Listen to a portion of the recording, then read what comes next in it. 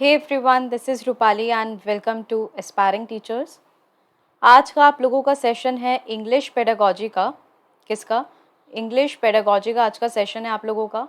English pedagogy में मैं आपको टॉपिक वाइज प्रिपेयर कराने की कोशिश कर रही हूँ। कुछ कंटेंट जो इम्पॉर्टेंट हैं आपके एग्ज़ाम पॉइंट ऑफ व्यू से, सिर्फ वही टॉपिक्स हम देखेंगे आज के। और ये जो सेशंस हैं आपके इंग्लिश पेडागोजी के, वो आपके बीएड, आपके सीटेट, आपका रीट, आपका जितना भी स्टेट टेट है आपके, सभी में हेल्पफुल है और इम्पॉर्टेंट है। क्लियर?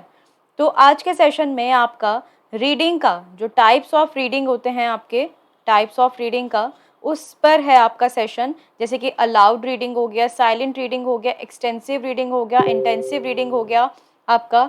तो ये आपका इम्पॉर्टेंट है। क्लियर?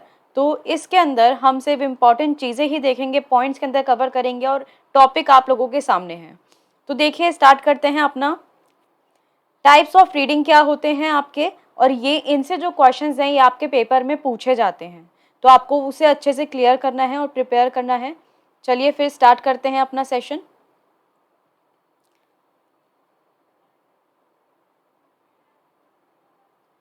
टाइप्स ऑफ रीडिंग से देखिए, टाइप्स ऑफ रीडिंग आपकी कितनी तरीके की है ये आपकी। तो ये आ जाती है आपकी loud reading, silent reading, intensive reading, आपका एक्सटेंसिव रीडिंग। तो इनके जो, अगर मैं आपको बताऊं कि पेपर में क्वेश्चन किन टाइप से पूछा जाता है, मेनली आपका ये इंटेंसिव, एक्सटेंसिव, आपका साइलेंट रीडिंग से आता है, लाउड रीडिंग से आता है, और आपका ये कि रैपिड रीडिंग से आता है। तो ये तो जो मैंने आपको सर्कल करे हैं, ये आपके पेपर में आपको क्वेश्चन देखने को मिल सकते हैं। अगर आप प्रीवियस ईयर भी उठाओगे तो भी आपको इसमें दिख जाएगा कितना इंपॉर्टेंट है ये टॉपिक आपका। तो समझ लेते हैं इसको हम। इतना बड़ा इसका पैराग्राफ की नीड नहीं है, सिर्फ मैं आपको इंपॉर्टेंट लाइंस मार्क कर देती हूँ जो आपको ध्यान में रखनी है। देखिए, लाउड रीडिंग क्या होती है आप लोगों की। लाउड रीडिंग होती है मीन्स रीडिंग ऑफ, एक second, reading a book by producing sounds audible to others. तो इतना आपको ध्यान रखना है। लाउड रीडिंग क्या समझा आपने, कि आप एक बुक को रीड कर रहे हो और उसकी साउंड प्रोड्यूस कर रहे हो, जो साउंड दूसरे को ऑडिबल है। तो ये एक इंपॉर्टेंट लाइन हो गई कि जैसे कि ये आपके सामने एक बुक है और आप उसको रीड करने की कोशिश कर रहे हो, पढ़ रहे हो, तो मेरी वॉइस आप लोगों तक पहुंच रही है ना। तो सेम वही है आपका लाउड रीडिंग। क्लियर? नेक्स्ट, आपका इसमें आपको ध्यान क्या रखना है, जैसे कि life long enjoyment is directly related to daily reading. And इसके अंदर क्या होता है, बच्चे जो होते हैं पिक्चर्स को देखते हैं, प्रिंटेड मैटर को देखते हैं, एंड उसके अकॉर्डिंग ही वो क्वेश्चंस पूछते हैं और कमेंट्स करते हैं। तो जैसे कि अगर कोई चीज़ समझ नहीं आती है तो आप पूछते हो उसे कि ये क्या लिखा है, इसका मीनिंग क्या होता है, और ये पिक्चर किस चीज़ से रिलेटेड है। तो वो चीज़ आपका हो गया लाउड रीडिंग के अंदर। And there is a very little real reading done in English. तो देखिए, यहाँ पर आपको सिर्फ इतना ही ध्यान रखना है कि यहाँ पर क्या चीज़ होती है कि दूसरों को सुनाई दे, आप वैसी भाषा या ऐसी साउंड प्रोड्यूस करते हो रीड करते वक्त। नेक्स्ट पॉइंट आप देखिए, इसके अंदर क्या इंपॉर्टेंट है आपका। The ability to read well also gives the student a sense of pleasure, power, mastery over the language. देखिए, जब आप किसी चीज़ को, एक एबिलिटी आप रखते हो, किसी चीज़ को पढ़ने की क्षमता रखते हो, तो वो स्टूडेंट्स को क्या देता है, एक प्लेजर का, कि हाँ, एक अपने आप में अच्छा लगता है जब आप पढ़ते हो। ठीक है, एक आपको खुशी होती है, एक पावर मिलती है कि आप पढ़ सकते हो, आप उस कंटेंट के ऊपर मास्टरी भी ले सकते हो, कि एक पर्टिकुलर लैंग्वेज हो गई है, उसको आप इजीली फ्लुएंट वे में आप पढ़ पा रहे हो। तो ये आपके क्या हो गए, लाउड रीडिंग हो गई है। क्लियर? नेक्स्ट देखेंगे हम अपना यहाँ पर इंटेंस साइलेंट रीडिंग। नेक्स्ट आपका कौन सा पॉइंट हो गया, silent reading. There is another form of reading. यहाँ पर क्या है, एक दूसरे फॉर्म का सेकेंड पॉइंट हो गया आपका साइलेंट रीडिंग। तो उसको हम साइलेंट रीडिंग क्या कहते हैं, कि जब आप अपने मन में रीड करते हो, जैसे कि ये पैराग्राफ लिखा हुआ है, इस पैराग्राफ को आप अपने माइंड में रीड कर रहे हो, फटाफट से रीड कर रहे हो, उसे हम क्या बोलते हैं, साइलेंट रीडिंग। और जब आप साइलेंट रीडिंग करते हो तो जो आप पढ़ रहे हो उसके अकॉर्डिंग अपने माइंड में आप आइडियाज़ को फॉर्म कर लेते हो। क्या कर लेते हो, आइडियाज़ को फॉर्म कर लेते हो। और उसको क्यों, कैसे होते हैं वो आइडियाज़ फॉर्म, देखिए कि जब आप रीड कर रहे हो तो in order to organise and arrange the idea, silent reading is more useful than a loud reading.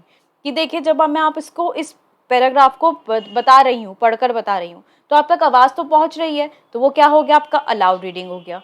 जब मैं सिर्फ इसकी साइलेंट रीडिंग कर रही हूँ, अपने मन के अंदर इसको रीड कर रही हूँ और पढ़ समझ रही हूँ कि ये क्या लिखा है, तो वो हो जाएगा आपका साइलेंट रीडिंग। और उस समय मैं क्या कर सकती हूँ, अपने ही दिमाग के अंदर अपने आइडियाज़ को फॉर्म कर सकती हूँ, जो लिखा है उसके अकॉर्डिंग मैं इमेजिन भी कर सकती हूँ। तो वो क्या हो जाएगा आपका साइलेंट रीडिंग।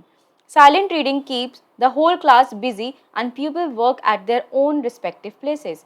देखिए क्या होता है, जैसे लाइब्रेरी होती है, आप लाइब्रेरी में जाते हो तो वहाँ पर आपकी कैसी होती है, साइलेंट रीडिंग होती है लाइब्रेरी के अंदर।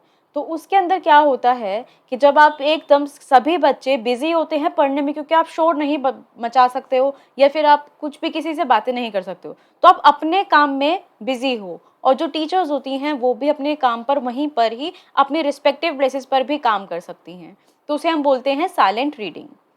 We all read faster than we speak, and children must be initiated into the silent reading habit as early as possible. तो साइलेंट रीडिंग बहुत हेल्पफुल रहता है बच्चों के लिए, और ये हमें जल्दी से स्टार्ट करवा देना चाहिए। बच्चों को ऐसी हैबिट डाल देनी चाहिए, क्योंकि जैसे कि आप लोगों का पैसेज आता है, तो क्या आप उसको लाउडली पढ़ते हो क्लासरूम के अंदर? नहीं, पेपर के टाइम पर आप उसको साइलेंट रीड करते हो, तो वो क्या कहलाती है, साइलेंट रीडिंग कहलाती है। क्लियर? नेक्स्ट देखेंगे इंटेंसिव रीडिंग क्या होता है, इंपॉर्टेंट है। इंटेंसिव मीन्स क्या होगा, इनका मतलब क्या होता है, अंदर। इनका मतलब क्या होता है, अंदर। और इंटेंसिव बन गया आपका कि आप रीडिंग कर रहे हो। रीडिंग कब करोगे आप, जब जैसे कि हम बोलते हैं ना कि साइलेंट हम उसको बिल्कुल चुप रहकर हम रीड कर रहे हैं, सिर्फ माइंड में रीडिंग कर रहे हैं। बट इंटेंसिव रीडिंग क्या होता है कि हम उस समय अपने आइडियाज़ को कॉम्प्रीहेंड करने की कोशिश कर रहे हैं, कि जो हमारे माइंड में साइलेंट रीडिंग करते वक्त आइडियाज़ बने, अब उसको हम समझ रहे हैं, फिर हम उस आइडियाज़ को कॉम्प्रीहेंड कर रहे हैं, एनालिसिस कर रहे हैं। क्लियर?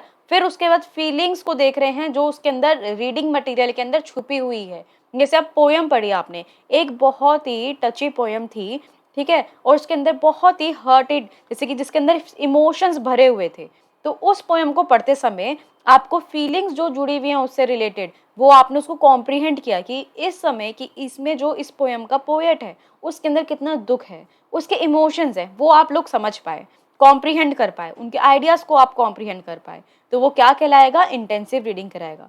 तो उसके अंदर शॉर्ट पॉइंट आप क्या लिख सकते हो, अंडरस्टैंडिंग बिठाता है आप लोगों की, यहाँ पर आपको फीलिंग्स समझाता है यहाँ पर, ठीक है, आइडियाज़ को कॉम्प्रीहेंड करता है ये। तो इन जनरली इन पॉइंट से आपको क्या चीज़ समझ में आई कि ये जो होती है रीडिंग, ये होती है डीपर रीडिंग। क्या होती है, क्या बिल्कुल घुस कर उसके अंदर, उस पोयम के अंदर आप घुस जाते हो, फिर उसका मतलब समझते हो, और उसको हम क्या बोलते हैं, इंटेंसिव रीडिंग बोलते हैं। ठीक है, तो इंटेंसिव रीडिंग जो होती है वो बहुत ज़्यादा टाइम लेती है यहाँ पर।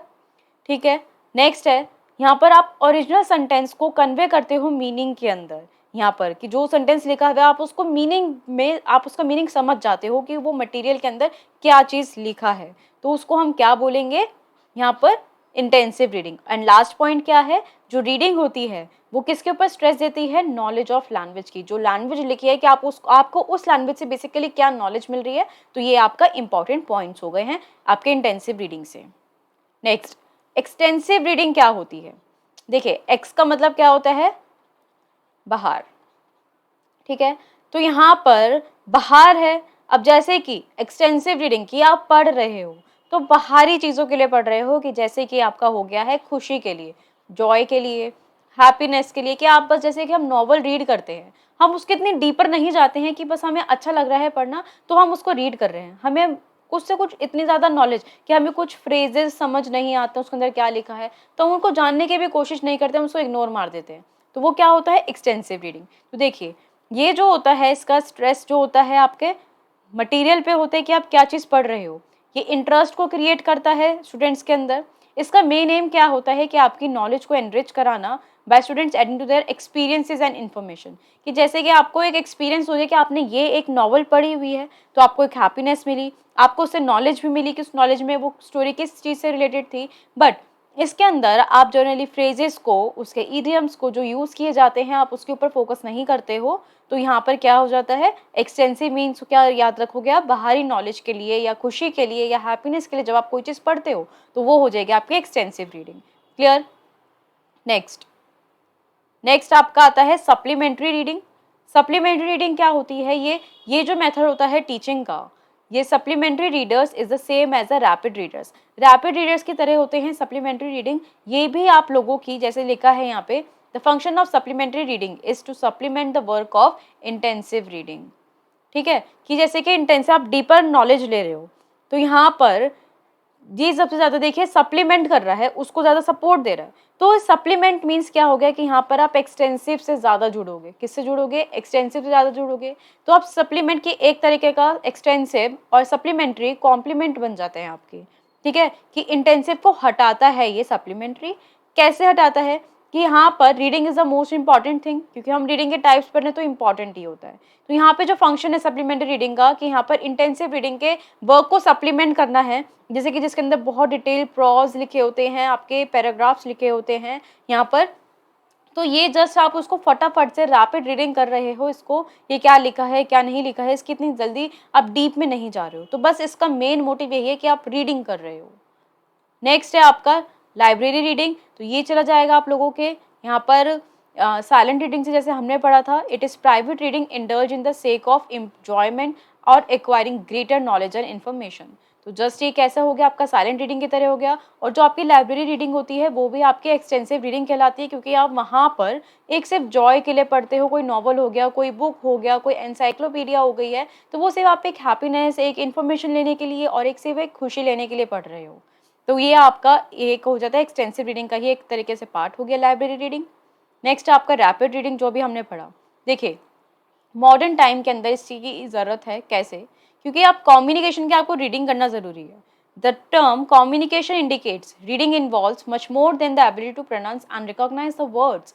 देखिए यहाँ पर क्या लिखा है, यहाँ पर कम्युनिकेशन किस चीज़ को इंडिकेट करता है, कि जैसे आपकी एबिलिटी है, आप किस चीज़ को प्रोनाउंस कर रहे हो, उसको कैसे रिकॉग्नाइज कर रहे हो आप वर्ड से रिलेटेड, उससे भी ज़्यादा इंपॉर्टेंस है कम्युनिकेशन की। जैसे रीडिंग का फॉर्मूला देखिए यहाँ पर क्या लिखा है, SQ3R। SQ3R क्या हो गया? आपने सर्वे किया, आपने एक इन्फॉर्मेशन किसी की, आपने कोई एक जैसे बोलते हैं ना एक्सपीरियंस निकाला आप सर्वे के अकॉर्डिंग, फिर उसमें से क्वेश्चंस आपने रिलेट करे, फिर आपने उसको रीड करा, फिर रिवाइज करे, फिर उसको दोबारा से लिखे उन क्वेश्चंस को। तो ये हो जाता है कि रीडिंग का फॉर्मूला यहाँ पर SQ3R। और ये रैपिड रीडिंग जस्ट यही होता है कि आप उसको कम्युनिकेशन पर्पस के लिए सिर्फ एक रीड कर रहे हो, कि आपके पास नॉलेज आप उसको डिलीवर कर सकते हो। अब नेक्स्ट हम देखेंगे जो इंपॉर्टेंट है आपके पॉइंट ऑफ व्यू से, आपके एग्जाम पॉइंट ऑफ व्यू से, वो है आपका एक्सटेंसिव एंड इंटेंसिव। देखिए एक्सटेंसिव और इंटेंसिव अभी हमने पढ़ चुका है, इसका हम डिफरेंस देख लेते हैं। Pupils should only be able to understand, not use all the common words, phrases and expression in the book। देखिए यहाँ पे सिर्फ अंडरस्टैंड करते हैं जो भी बच्चे होते हैं, पढ़ते हैं। जैसे कोई भी आपने एक नॉवल पढ़ी है, वो सिर्फ उसके आपने एक मीनिंग समझ लिया कि क्या लिखा है, पर आप ये नहीं उसको प्रॉपरली यूज़ नहीं कर रहे हो। उसके अंदर फ्रेजेस क्या कौन से यूज़ किए गए थे, उस बुक में एक्सप्रेशंस कौन से यूज़ करते, ईडियम्स कौन से यूज़ किए गए थे, ये आप जनरली उसको यूज़ नहीं कर रहे हो, सिर्फ आपने उसको नॉलेज लेने के लिए आपने पढ़ा। तो वो क्या हो जाएगा? एक्सटेंसिव। इंटेंसिव क्या होता है कि जब आप उनके फ्रेजेस, उनके एक्सप्रेशन, जो वर्ड्स लिखे हैं, आप उनको अंडरस्टैंड के साथ साथ इनका भी यूज़ कर रहे हो। तो जब वो कब हो जाएगा? जब आप उसकी डीपर नॉलेज होगी आप लोगों के पास।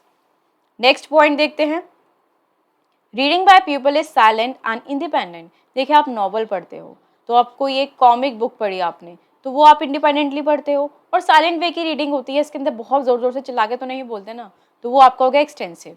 इंटेंसिव क्या होता है? Reading by people is allowed and controlled by the teacher.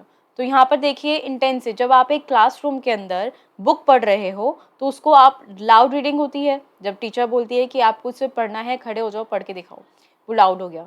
उसके साथ साथ टीचर भी कंट्रोल कर रही है कि आप क्या पढ़ रहे हो, और फिर उसके साथ आपको डीपर नॉलेज भी प्रोवाइड होती है, आप खुद भी समझते हो जब आप एक बिल्कुल फॉर्मल वे के अंदर पढ़ रहे हो उसको। क्लियर? तो आप ये क्वेश्चन बन सकता है आपका कि यहाँ पर जो रीडिंग होती है वो साइलेंट किस में होती है, एक्सटेंसिव में या इंटेंसिव में। Next, the help of teacher is minimum. यहाँ पर हम इंडिपेंडेंट होते हैं, बट यहाँ पे जो टीचर की हेल्प होती है वो मैक्सिमम होती है। Words and phrases and expression are not studied, already पढ़ा हमने, और इसके अंदर हमने डिटेल के अंदर पढ़ते हैं। It concentrate upon the subject matter. Obvious सी बात है, जब हम किसी भी नॉवल को पढ़ते हैं, कॉमिक को पढ़ा, तो उसका जो सब्जेक्ट मैटर है उसके ऊपर कॉन्सेंट्रेट करता है, जो उसके अंदर करेक्टर्स होते हैं, क्लियर, उनके ऊपर फोकस करता है। But it concentrate upon the language. ये आपका इंटेंसिव रीडिंग, जैसे कि आपकी कोई एनसाइक्लोपीडियाज हो गई हैं, आपका कोई भी एक बुक हो गया किसी के रिगार्डिंग, तो फिलोसफिकल बुक हो गई हैं, तो वो लैंग्वेज के ऊपर काम करती हैं। Next, the aim is only to grasp the meaning of what is read. यहाँ पर सिर्फ हम इसका मीनिंग समझते हैं कि भाई हमने रीड किया है तो वो क्या करा है रीड, उसका जनरल मीनिंग क्या है, बट इसका जो एम होता है to make careful and minute scrutiny what is read. तो यहाँ पर कि आप केयरफुली पढ़ते हो और उसको देखते हो कि उसके अंदर क्या लिखा है, आइडियाज क्या थे, उन्होंने क्या चीज़ यूज़ करी है, हर एक चीज़ पर फोकस करते हो। Next, new words and phrases occurring in the book pass into the प्यूपिल passive vocabulary. यहाँ पर इसके अंदर क्योंकि आप वोकैबुलरी इतनी नहीं बनाते हो तो पैसिव वोकैबुलरी होती है, बट इसके अंदर एक्टिव होती है क्योंकि आप उन सभी वर्ड्स का, फ्रेजेस का यूज़ करते हो। यहाँ पर यूज़ होता है, यहाँ पे कोई यूज़ नहीं होता। Clear? Next, the non-detailed lesson is essentially a place for no teaching or the minimum of teaching। देखिए यहाँ पर जो आप लेसन पढ़ते हो डिटेल नहीं होता है और यहाँ पे कोई प्लेस नहीं होती है टीचिंग की कि आप उसको पढ़ाओगे, क्योंकि आप जनरली अपने पर्पस के लिए पढ़ रहे हो। बट यहाँ पर होता है कि आप उसको जब पढ़ रहे हो एसेंशली, तो यहाँ पे केयरफुल टीचिंग होती है यहाँ पर कि आपने जो पढ़ा आप आगे लेसन डिलीवर कर सकते हो कि क्या चीज़ आपको नॉलेज मिली है, क्योंकि ये बेसिकली होता है यहाँ पर नॉलेज को डीपर नॉलेज लेने के लिए। क्लियर हो गया? आई होप कि आपको ये एक्सटेंसिव इंटेंसिव का मीनिंग क्लियर होगा, उन दोनों में डिफरेंस क्लियर हो गया होगा, एंड जितने भी टाइप्स हैं इसकी रीडिंग के वो आपको क्लियर हो गए होंगे। अगर अब तक आपको सेशन क्लियर है, अच्छा लगा सेशन, तो आप लाइक शेयर करना मत भूलिएगा, अपने फ्रेंड्स के साथ शेयर कीजिए जितना हो सके, एंड इस चैनल को सब्सक्राइब कर लीजिए। Thank you so much.